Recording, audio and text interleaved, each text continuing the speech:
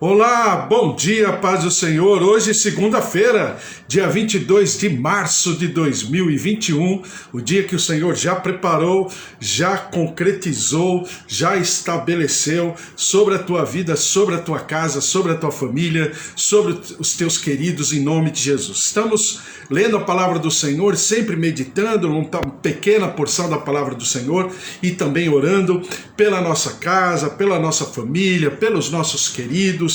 Ao Senhor todo louvor, toda honra e toda glória em nome de Jesus. Eu quero que você leia comigo e continue lendo, né? Na verdade, continue lendo Mateus capítulo 16. Estamos lendo a declaração mais importante, né, do Novo Testamento, alguns diriam até da palavra, de toda a palavra do Senhor, que é Mateus capítulo 16, né? E claro, os seus escritos paralelos, né, de Marcos capítulo 8, versículo 27, Lucas capítulo 9, versículo 18, que fala sobre a identidade de Jesus. Quem é Jesus? A sua constituição, a sua unção, aquilo que o Senhor havia estabelecido, Pai, a Trindade havia pré-ordenado e estabelecido antes da fundação do mundo, e aqui o Senhor é revelado, o Senhor Jesus é revelado na sua plenitude. E também é um momento assim muito importante, porque na manifestação da identidade, do reconhecimento de quem era Jesus, automaticamente foi o reconhecimento de quem é o servo de Deus e quem é o povo de Deus, quem é a igreja de Jesus Cristo, a chamada, né, o corpo místico de Jesus. Isso é maravilhoso e nós vamos ler e meditar mais um pouco. Mateus capítulo 16, versículo 13 em diante diz assim: Indo Jesus para os lados de Cesareia de Filipe, perguntou a seus discípulos: Quem diz o povo ser o Filho do Homem? E eles responderam: Uns dizem João Batista, outros Elias, e outros Jeremias ou algum dos profetas. Mas vós, continuou ele, quem dizeis quem eu sou? Respondendo Simão Pedro disse: Tu és o Cristo, o Filho do Deus vivo. Respondendo Simão Pedro disse: Tu és o Cristo, Filho do Deus vivo? Então Jesus lhe afirmou: Bem-aventurado és, Simão Barjonas, porque não foi carne e sangue que te revelaram, mas o meu Pai que está nos céus. Também eu te digo que tu és Pedro, e sobre esta pedra edificarei a minha igreja, e as portas do inferno não prevalecerão contra ela. Dar-te-ei as chaves do reino dos céus. O que ligares na terra terá sido ligado nos céus, e o que desligares na terra terá sido desligado nos céus. Então advertiu os discípulos de que a ninguém dissessem ser ele o Cristo. Bom, a gente já pensou e tem pensado, né? Ontem nós conversamos. Cristo significa ungido no grego, exatamente o que significa Machia para o hebraico, que significa ungido, né? E quem era o ungido? Quem era essa pessoa constituída aos olhos da cultura, né, oriental, aos olhos da cultura hebraica no Antigo Testamento, nos tempos antigos? Era exatamente considerado filho de Deus, ou seja, alguém que tinha na sua investidura, na sua constituição, né, na sua patente maior, ser filho de Deus, o Filho de Deus, mesmo em outras culturas, né, que tinha a miscigenação, a pagelança, o panteão, né, daquela região, haviam deuses, só que havia um Deus sobre os deuses. Exatamente quem era o Filho de Deus? Era exatamente o filho desse Deus sobre os deuses. Então assim era a cultura. Então quando se fala de César, por exemplo, naquela região, se falava de alguém que era ungido, ou seja, alguém que era filho de Deus. Isso era uma cultura, era uma história que se contava, que se passava oralmente de geração em geração. Então, quando Jesus, ele realmente chama para si essa investidura, essa constituição, obviamente estabelecida no Antigo Testamento, Daniel fala, né? Por exemplo, olha, ele é filho do homem, né? Livro de Salmos, capítulo 2, por exemplo, ele fala, ele é o filho de Deus. Então, são citações que estabelecem a sua identidade. Quando Jesus, em Mateus 16, pergunta quem ele é, né? E aqueles que estavam ao seu derredor, quer dizer, ao redor de maneira mais distante, né? Ao seu derredor, né? Então perguntou assim, aqueles que estão ao meu derredor, quem dizem que eu sou? Aí os discípulos responderam, olha, uns dizem que você é Elias, outros dizem que você é João Batista, outros dizem que você é Jeremias, né? Elias, João Batista e Jeremias. Foram profetas que se colocaram contrários ao momento, à situação, ao modo de vida das suas gerações, e foram pessoas muito incisivas, muito, desculpe o termo, provocadoras, né, a respeito daquilo que estava acontecendo. Então perceba que Jesus, na sua condição de profeta, foi um profeta, né, assim, muito incisivo, muito vigoroso.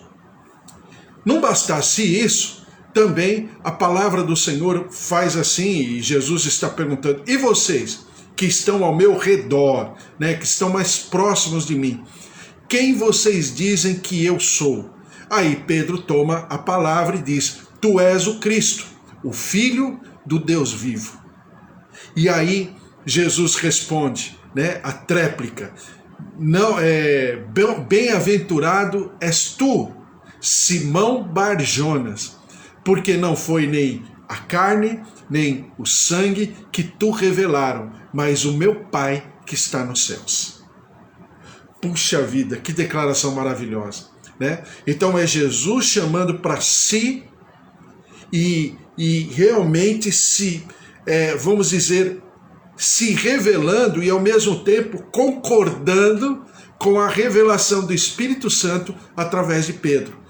Também eu te digo que tu és Pedro, e sobre esta pedra edificarei a minha igreja, e as portas do inferno não prevalecerão contra ela. Eu já expliquei para você também que portas do inferno é porque na cultura hebraica, na tradição hebreia, acontecia o seguinte, que aquela região de Cesareia de Filipe, né, está a 48 quilômetros distante do mar da Galileia, né, tem duas Cesareias nessa região, né, essa Cesareia é Cesareia de Filipe. Tinha um templo, era um lugar de adoração, né, a cidade em si tinha muitos templos, muitas dedicações, oferendas aos deuses daquela região e tudo mais, mas um principal que era o Pani, né? Era o deus Pani, né? Que era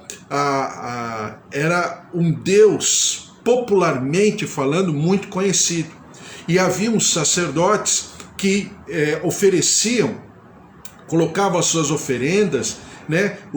As suas práticas ocultistas por trás do templo, que era ligado, né, nas costas do templo, era ligado a uma parte, né, de uma caverna. Essa caverna era ligada ao Monte Hermon. Continua sendo até os dias de hoje.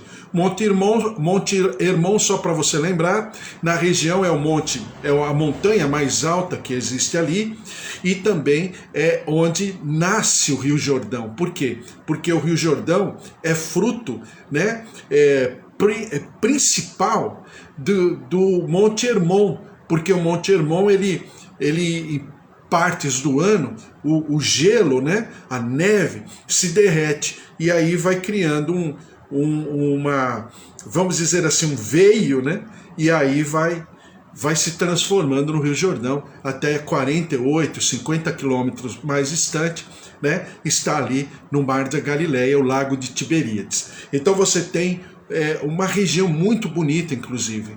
Ela é muito, aos olhos, assim, a arquitetura, né, da natureza é muito bonita. Então, tinha ali essas práticas, onde os sacerdotes faziam suas oferendas, inclusive não apenas de sangue de animais, sacrificavam animais, mas em partes, né, do ano, em algumas festas, sacrificavam crianças também. Era uma prática terrível. Tanto é que aos olhos da cultura rabínica, aquele lugar era chamado de Portal do Inferno, ou portal, né? Na cultura grega, as portas ou os portais do Hades, né? Ou então, na cultura hebraica, né? Na palavra hebreia para isso Sheol, né? Então, os portais ou as portas, né, do Sheol. E porta significa poder. Porta significa autoridade. Para você lembrar, só para você lembrar da cultura, não vou ler textos, mas em muitas das passagens do Antigo Testamento diz que os anciãos ficavam às portas de Jerusalém. Isso significa o quê? Que aqueles que detinham a maior autoridade junto à comunidade ficavam às portas. Por quê? Porta significa autoridade, significa poder, significa governo, né? Então, quando você lê isso e depois você traz para essa situação onde Jesus está com seus discípulos, então você entende por que o Senhor Jesus diz assim: e sobre essa pedra edificarei a minha igreja, as portas do inferno não prevalecerão contra ela. Por que porta? Porque ele está na frente, exatamente da onde a tradição dizia que eram os portais do inferno, ou as portas do inferno. Então, quando... Aí tem aquela passagem dos Salmos, né? Entrai pelos portais eternos, o Deus da glória, o Rei da glória, né? Então você entende agora porque existe esse cântico no livro de Salmos. Então você tem ali a autoridade e poder. Só que quando Jesus chega naquele ambiente, que é um ambiente espiritualmente falando totalmente negativo, totalmente desfavorável, né? Uma atmosfera de inferno, segundo a tradição rabínica, exatamente nesse lugar é que Jesus pergunta quem ele era aos olhos das pessoas, do povo, das multidões, e quem ele era aos olhos dos discípulos. E aí, quando Pedro fala, inspirado pelo Espírito Santo, quem é Jesus, aí ele estabelece. Aí ele diz quem é. E ele confirma, ratifica exatamente as palavras que o Senhor Deus colocou na boca de Pedro. Então isso é muito sério para nós, porque a nossa identidade, ela está aqui. A nossa certidão, nós temos duas certidões de nascimento. A primeira certidão é lá em Êxodo capítulo 12, 13 e 14. É a certidão do povo de Deus, né? Daqueles que se chamam, que é propriedade do Deus Altíssimo. E aqui é a identidade em Jesus Cristo, né? Então nós temos, vamos dizer assim, é quando você vai no cartório, depois de alguns anos, né? E que algumas repartições, alguns documentos que se tiram e tal, fala assim, olha, essa certidão de nascimento precisa ser, né, atualizada, né? Ou você precisa tirar uma certidão de nascimento confirmando que é você mesmo. E aí você vai até o cartório e confirma, né? E você tira uma certidão de nascimento, apenas uma comprovação de que você é você mesmo.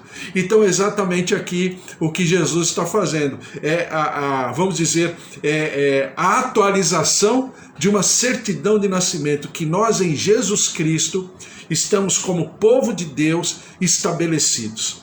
Então, existe muito discurso, muita conversa, muito ensino a respeito de quem é Pedro, né? Principalmente quando você vai para a cultura mais católica. Essa passagem ela tem uma interpretação um pouco diferente daquilo que nós entendemos. Por quê? Porque aqui a palavra do Senhor diz assim: e sobre esta pedra edificarei a minha igreja, e as portas do inferno não prevalecerão contra ela. Quando a gente vai no oculista, né? Quando a gente vai no oftalmologista, que o oftalmologista está fazendo teste de visão, o oftalmologista ele pergunta, né? Geralmente ele faz assim, ele coloca aquele equipamento na frente e fala assim, e agora, você está enxergando? Porque ele vai ajustando as lentes, né? Para saber se você enxerga aquelas letrinhas lá na frente, né? Aquelas letrinhas miúdas, né? Então, aí ele vai colocando e vai ajustando a lente para saber se você consegue ler tudo que está escrito lá. Então, geralmente eles fazem assim, né? Você coloca, aí ele fala assim, você está enxergando, ele está desse lado, o oftalmologista está desse lado, bem próximo desse olho, né? Então, ele fala, com qual olho você está enxergando melhor? Com esse ou com este? Esse mais distante, este mais próximo, né? Mais próximo do doutor, do médico, do oftalmologista. Então, esse, no vocabulário, no português, mas também é no inglês, mas também é no grego, esse é mais distante, este é mais próximo. Tá? A única, só a título de curiosidade, né? de um pouquinho de memória da nossa gramática, do nosso português. Então, esse distante, não tão distante, esse distante, equidistante, este mais próximo. Então eu estou com a minha Bíblia aqui, esta Bíblia. Se a Bíblia tivesse mais distante, estaria falando essa Bíblia, né? Então, por exemplo, o dia. Este dia é o dia de hoje. Esse dia foi o dia de ontem, ou será o dia de amanhã. Então, é fácil entender.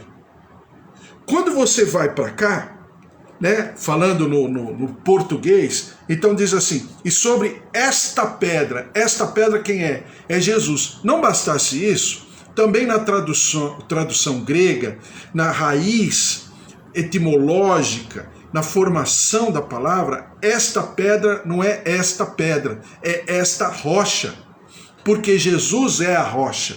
E diz assim, também eu te digo que tu és Pedro, ou seja, você é uma pedra onde existe uma rocha.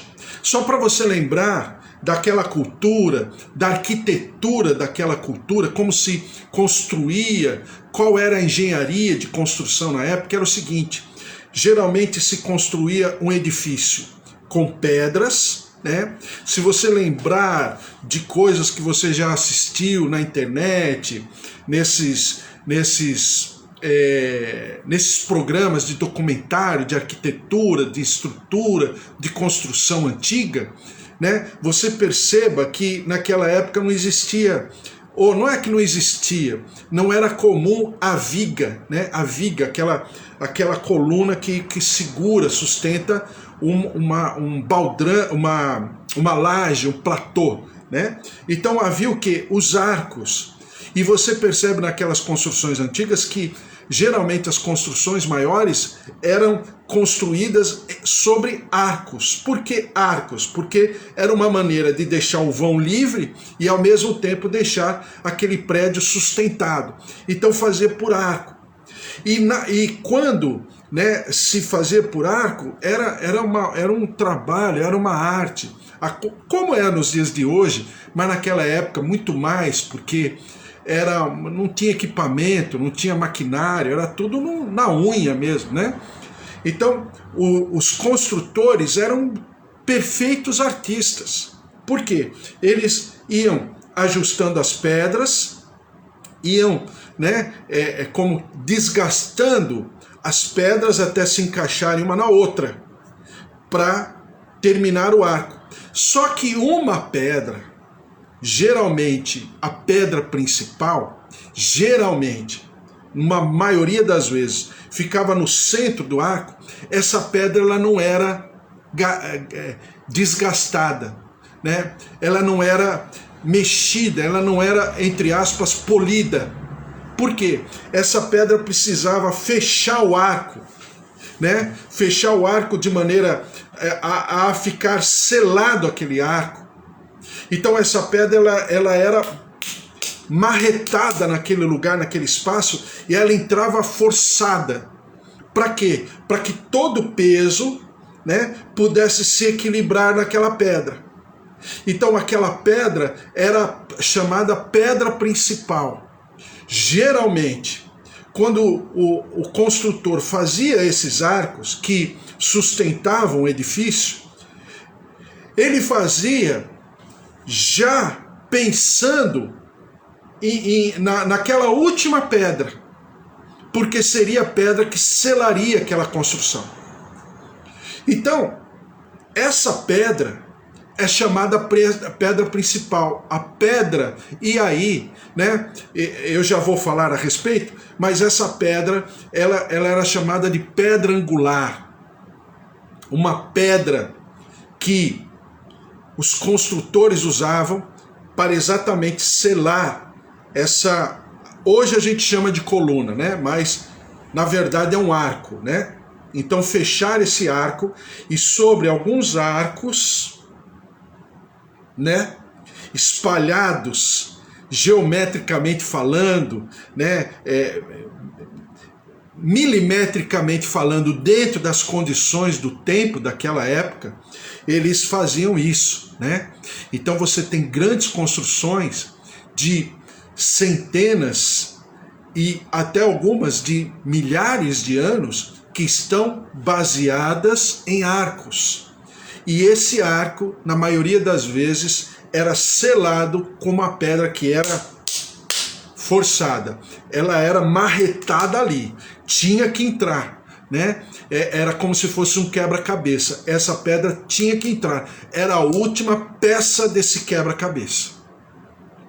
Então, quando o Senhor Jesus fala, e sobre esta pedra, ou seja, sobre esta rocha, edificarei a minha igreja, e as portas do inferno não prevalecerão contra ela.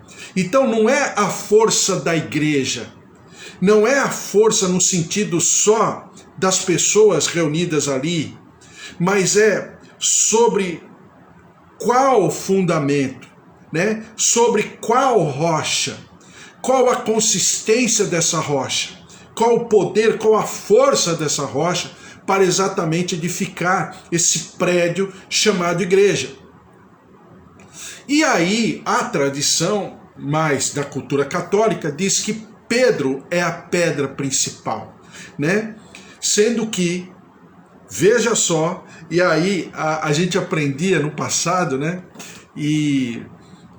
Mas era uma maneira muito simples de falar e pensar a respeito, né? Que a gente aprendia assim: você está com dúvida? Pergunta para Pedro, se Pedro é a pedra. Aí a gente brincava e falava, mas como perguntar para Pedro? Já morreu? Não, mas Pedro deixou escrito. Então vamos lá, na primeira carta de Pedro, né? Lá no Novo Testamento, nas suas cartas petrinas, primeira carta de Pedro, 1 Pedro, capítulo 2,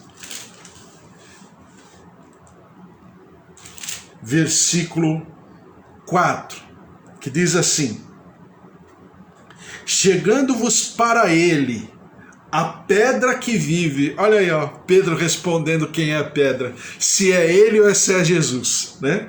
Chegando-vos para ele, a pedra que vive, rejeitada sim pelos homens, mas para com Deus eleita e preciosa. Quer dizer, é a pedra principal, é a pedra necessária para que esse edifício seja fundamentado, né? Baseado, é o baldrame, é o alicerce, né? Diz assim: também vós mesmos, como pedras que vivem, né? Então, Pedro não está, e Jesus também não está dizendo que por causa disso a igreja não tenha a sua autoridade. Claro que tem, mas é uma autoridade delegada por alguém que tem autoridade constituída, que é Jesus Cristo. Diz assim: sois edificados casa espiritual, para serdes sacerdócio santo, a fim de oferecerdes sacrifícios espirituais agradáveis a Deus por intermédio de Jesus Cristo. Por isso está escrito: eis que ponho em Sião uma pedra angular, eleita e preciosa, e quem nela crer não será de modo algum envergonhado. Sabe onde está escrito? Isaías capítulo 28, versículo 16. Olha o profeta Isaías aí sendo lembrado por Pedro. Para vós outros, portanto, os que credes, é preciosidade, mas para os descrentes, a pedra que os construtores rejeitaram, essa veio a ser a principal pedra angular e pedra de tropeço e rocha de ofensa. São esses os que tropeçam na palavra, sendo desobedientes para o que também foram postos. Está lá em Isaías capítulo 8, do versículo 14 a 15. Vós, porém, sois raça eleita, sacerdócio real, nação santa, povo de propriedade exclusiva de Deus, a fim de proclamardes as virtudes daquele que vos chamou das trevas para a sua maravilhosa luz. É uma declaração assim, maravilhosa, de maneira poética, profunda. Quem é essa pedra? Quem é essa rocha verdadeira?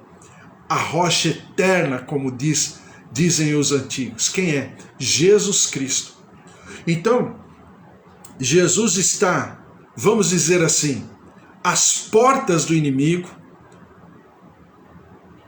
figurativamente falando, em Cesareia de Filipe, num lugar que é assim, o centro da adoração daquele tempo, daquela época,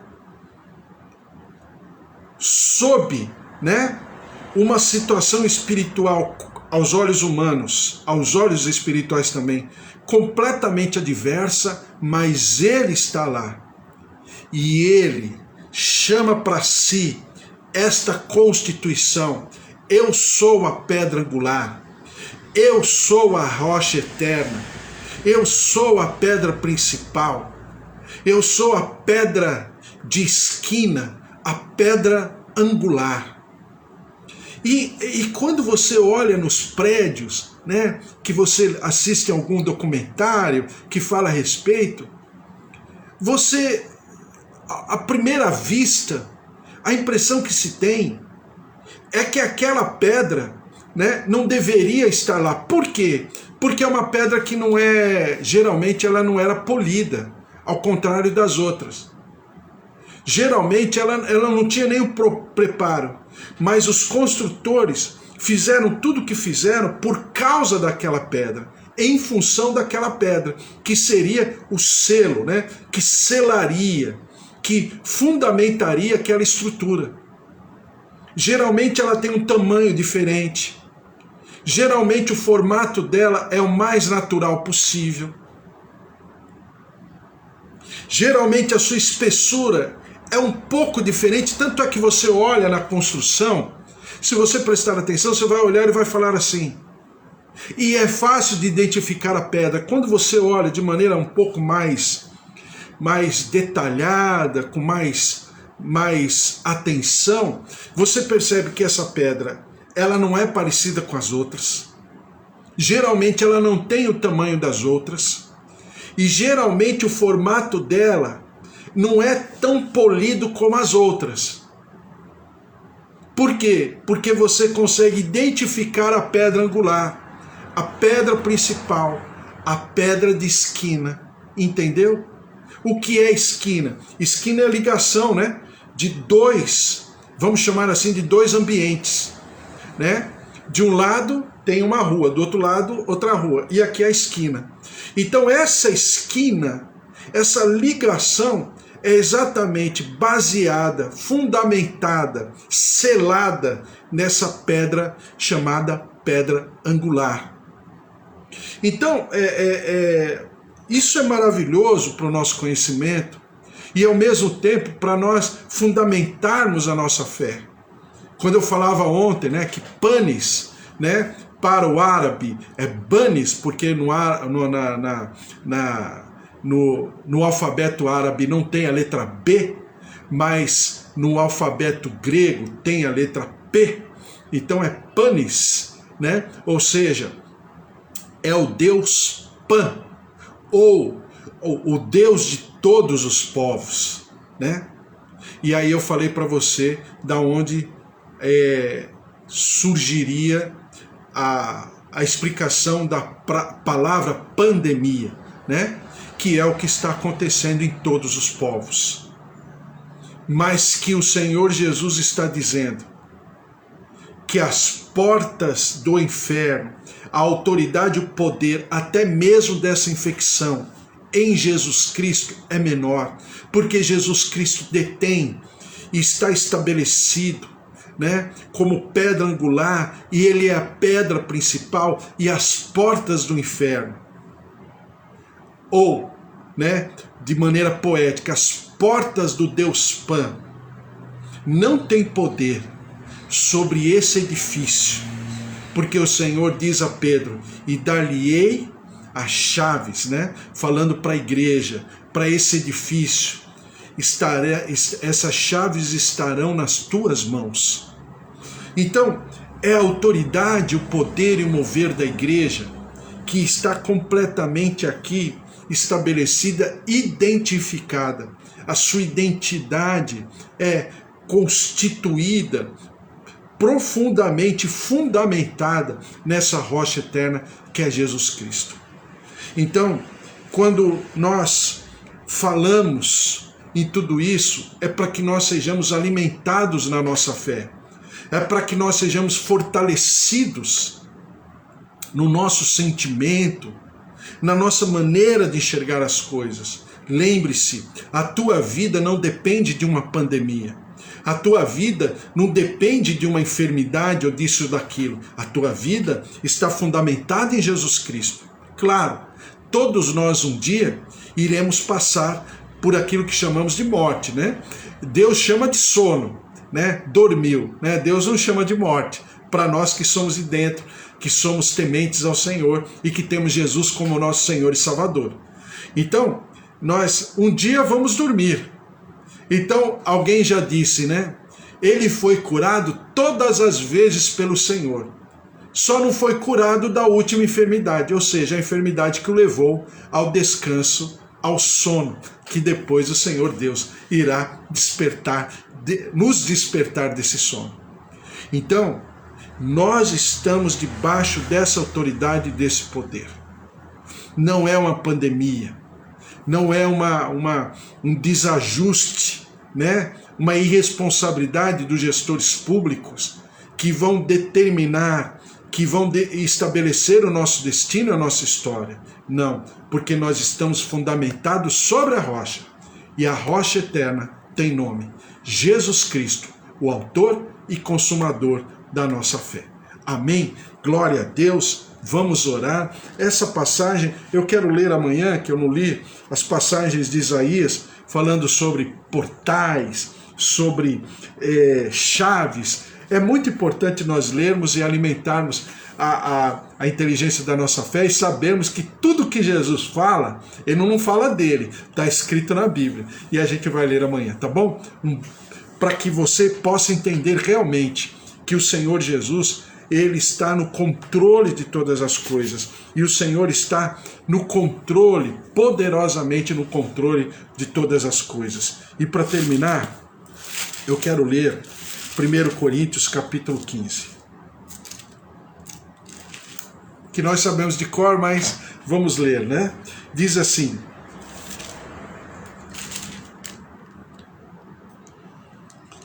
porque é necessário que este corpo corruptível se revista de incorruptibilidade, e que o corpo mortal se revista da imortalidade. E, quando este corpo corruptível se revestir da incorruptibilidade, e o que é mortal se revestir da imortalidade, então se cumprirá a palavra que está escrita: tragada foi a morte pela vitória. Onde está, ó morte, a tua vitória? Onde está, ó morte, o teu aguilhão? O aguilhão da morte é o pecado, e a força do pecado é a lei. Graças a Deus que nos dá a vitória por intermédio do nosso Senhor Jesus Cristo. Portanto, meus amados irmãos, sede firmes, inabaláveis e sempre abundantes na obra do Senhor, sabendo que no Senhor o vosso trabalho não é vão. Então o nosso trabalho no Senhor, a nossa vida, o nosso cotidiano não é vão. Porque qual é o nosso trabalho? O nosso trabalho é expressar a glória de Deus.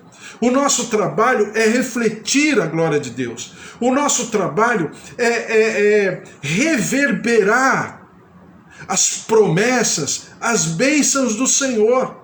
Esse é o nosso trabalho. Aí você vai falar, mas eu sou engenheiro. O outro vai falar, mas eu sou médico. O outro vai falar, mas eu sou advogado. O outro vai falar, mas eu sou coletor de lixo. O outro vai falar, mas eu sou enfermeiro, enfermeira. O outro vai falar, mas eu sou um arquiteto, eu sou um açougueiro, eu sou um padeiro, né? Eu sou um vendedor, eu sou um entregador, eu sou um carteiro. Não importa quem você é. Não importa quem você se tornou, né? Profissionalmente, socialmente falando, o que importa é que na tua essência você é o reflexo da glória de Deus. E por onde você for, você está debaixo de uma missão apostolicamente enviada, né? O que é um apóstolo? O apóstolo é um mensageiro, né? É o carteiro dos tempos antigos. Então você é um missionário, você tem uma missão, você é um apóstolo nesse sentido. Por quê? Porque você foi enviado com uma mensagem. Qual a mensagem? Tragada foi a morte pela vida. Vencida foi a morte pela vitória. Onde está, ó morte, o teu aguilhão? Onde está, ó morte, a tua vitória? Então isso é a tua identidade. É exatamente essa constituição maravilhosa, eterna, da Trindade sobre a tua vida, e você está fundamentado sobre a rocha. Por sobre você está o envio, mas sobre você está o fundamento, a rocha eterna, Jesus Cristo. Então, cumpra com a tua missão. Alguns acham apenas que é o evangelista ou o pastor, alguém. Não, somos todos nós. Nós todos fomos arrebanhados por esse pastor para vivermos exatamente essa identidade espiritual que nos levará à vida eterna com ele. E nos nossos olhos espirituais, essa vida eterna já está acontecendo. Então, não tem pandemia, não tem força humana, não tem poder, sei lá, de qualquer coisa militar, de força, de guerra, não tem nada. Por quê? Porque ele é o fundamento, ele é a rocha eterna. E através dele e por causa dele, as portas do inferno não prevalecem. Amém?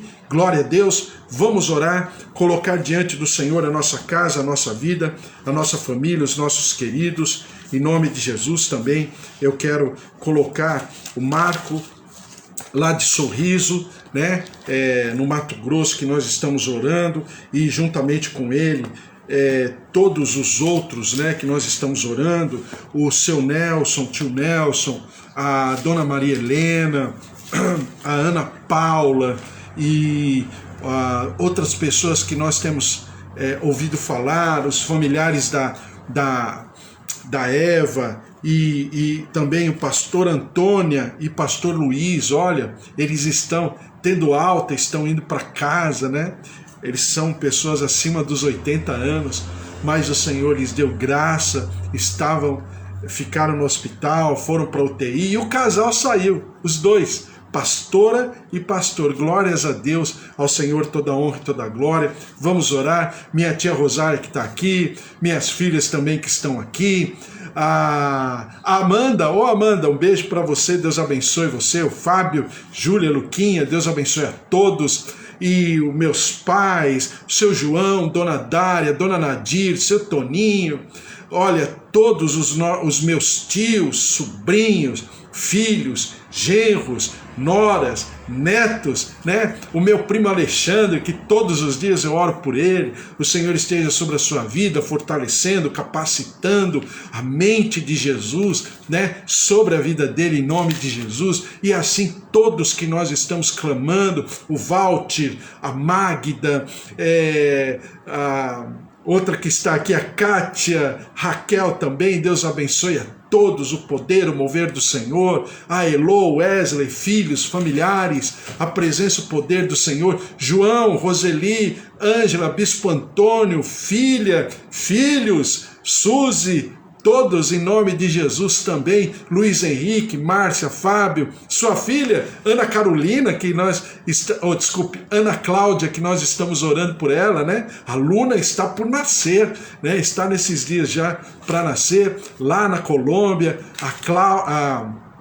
a Clara também, que está por dar à luz, né, a sua filhinha lá na Alemanha. Estamos orando, clamando, e pelo poder, pelo mover do Senhor, pela proteção do Senhor, em nome de Jesus, porque o que os olhos não viram, os ouvidos não ouviram, é exatamente isso que o Senhor tem por sobre a nossa vida, todos os dias da nossa existência, em nome de Jesus. Vamos orar?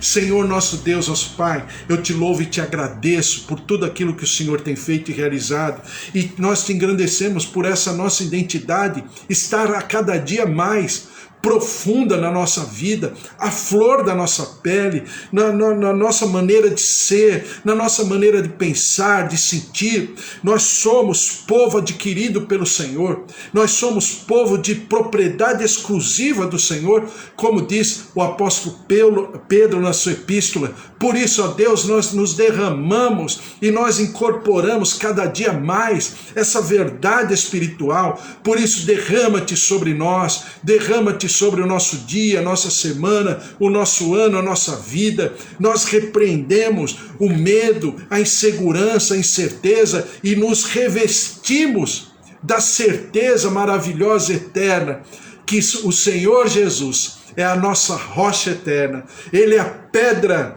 que foi retirada não por mãos humanas, mas a pedra que estabelece o quinto reino, o reino eterno, o reino do Senhor Jesus Cristo. E nós estamos como que fundamentados, estabelecidos, enraizados sobre essa rocha eterna. Por isso a ti, Senhor, todo louvor, toda honra e toda glória.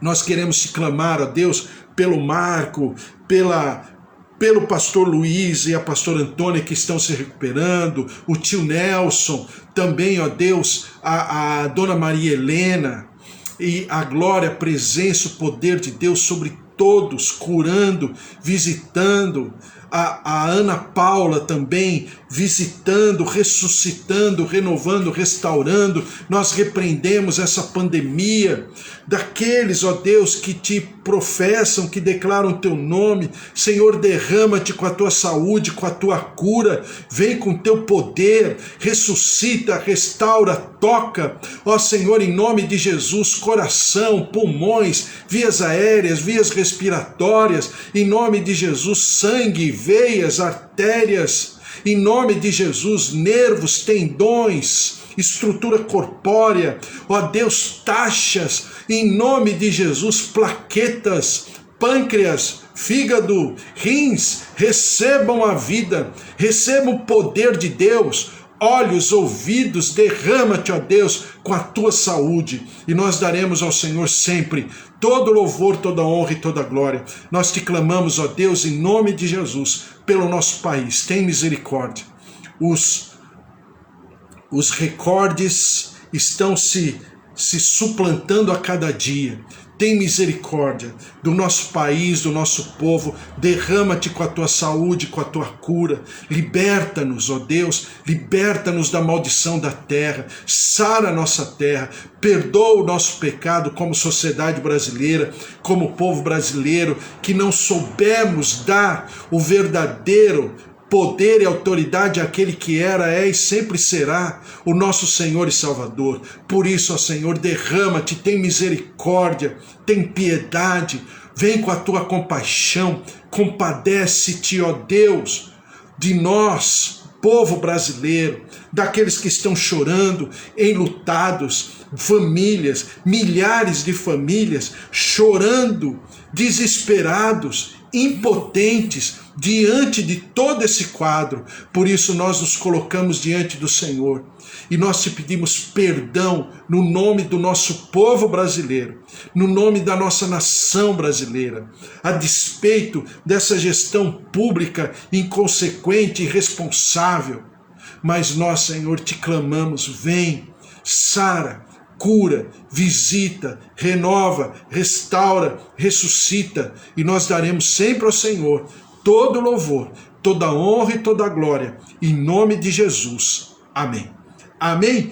Glória a Deus, que o amor do Deus Pai Todo-Poderoso, que fez o céu e a terra, e a vida abundante em Jesus Cristo, a nossa rocha eterna, e o mover do Espírito Santo, aquele que nos consola, aquele que nos convence do pecado, da justiça e do juízo, possam se transbordar e se derramar sobre nós todos, nos protegendo, nos guardando, em nome de Jesus, porque ninguém pode nos separar do amor de Deus, porque se Deus é por nós, quem será contra nós? Se o Senhor é o nosso pastor, de nada nós teremos falta. Amém? Glória a Deus, que o Senhor te abençoe, uma segunda-feira maravilhosa, uma semana especial, cheia de vida, cheia de alegria, das possibilidades que se derramam sobre a tua vida dos céus, da onde vem todo dom perfeito e toda boa dádiva, e o Senhor te dê uma semana maravilhosa em nome de Jesus, e hoje uma segunda-feira especial em nome de Jesus. Amém? Amanhã teremos mais às 10 horas da manhã. Te espero, te aguardo, fique na paz, um beijo para você, tchau, tchau.